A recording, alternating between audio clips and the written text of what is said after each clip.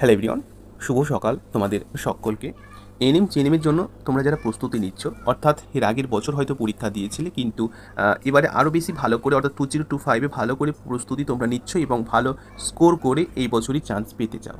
এখন থেকে পরিশ্রম করছো, কিন্তু আমি তোমাদের বলে রাখি, তোমাদের নিচের দিকে স্ক্রল ডাউন করলে তোমাদের যে এক্সাম ডেট টেন্টেটিভ দেওয়া ছিল সেটা হচ্ছে 29/6, অর্থাৎ জুন মাসের 29 তারিখ তোমাদের পরীক্ষা হওয়ার সম্ভাবনা ছিল। ঠিক আছে, 29/6 পরীক্ষা হওয়ার সম্ভাবনা ছিল, কিন্তু আমার যতদূর মনে হয় যে এই পরীক্ষাটা কিন্তু এই সময়ে হবে না আর কি। তোমাদের টেন্টেটিভ ডেট কিন্তু আর কিছুদিন দেওয়া হবে, মানে এটা এক্সটেন্ড করা হবে। ঠিক আছে, মানে এটা হচ্ছে যে জুন মাসে পরীক্ষা না হয়ে তোমাদের জুলাই হয়ে যেতে পারে আর কি, জুলাই চলে যেতে পারে, অর্থাৎ জুলাই মাসে পরীক্ষা হওয়ার সম্ভাবনা রয়েছে। যেহেতু এখনও ফর্ম ফিল আপ হয়নি, ভালো করে একটু খেয়াল রাখো। এখানে তোমাদের ভালো করে দেখতে হবে যে এখনও তোমাদের কিন্তু কোনো রকম ফর্ম ফিল আপ শুরু হয়নি। তো ফর্ম ফিল আপ যদি শুরু না হয়, মোটামুটি তোমাদের 1 মাস কিন্তু ফর্ম ফিল আপ হতে সময় থাকে আর কি, সময় লাগে। তো আজকে ক তারিখ? আজকে তোমাদের 5 তারিখ, ভালো করে বুঝো, আজকে ক তারিখ? 5 তারিখ।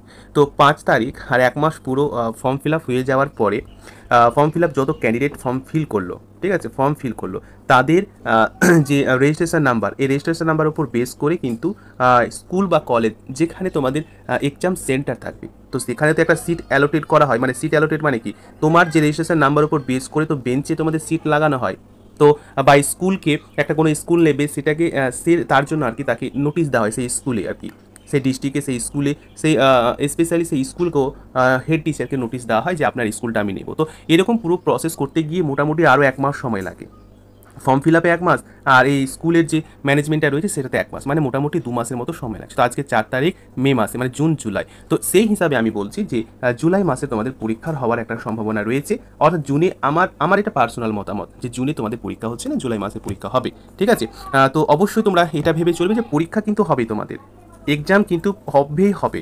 ঠিক আছে, তো এই ভেবে তোমাদের কিন্তু চলতে হবে। যদি এখানে 1 মাস আরও সময় পেয়ে নাও, তাহলে আরও প্রস্তুতিটা স্ট্রং হয়ে যাবে, তাই না? আরও প্রস্তুতি স্ট্রং হয়ে যাবে। যারা উইক আছো, বিভিন্ন সাবজেক্টে, সে ম্যাথে উইক থাকতে পারো, বা অনেকে ইংলিশে উইক থাকে, তো তোমাদের জন্য আরও এটা ইমপ্রুভ হয়ে গেল আর কি। রেগুলার বেসিস ক্লাসগুলো ফলো করতে থাকো, এবং আমি তোমাদের প্রত্যেকের সুবিধাতে ফুল লেন্থের যে মক টেস্টগুলো দিচ্ছি সেগুলো ভালো করে ফোকাস করো। ভালো থেকো, নিজের প্রতি খেয়াল রাখবে। ইনফরমেটিভ ভিডিওটি আমি আশা করব তোমাদের অনেকেরই কাজে লাগবে। Thank you, all the best.